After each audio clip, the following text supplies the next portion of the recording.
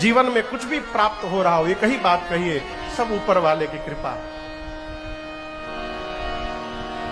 जहां ले चलोगे वहीं मैं चलूंगा, जहां नाथ रख लोगे वहीं मैं रहूंगा।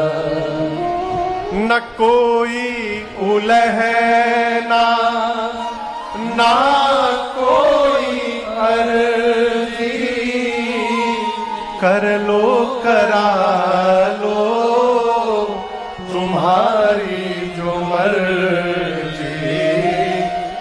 जो कहना भी होगा तो तुम ही से कहूंगा, जहां नाथ रख दोगे वहीं मैं रहूंगा।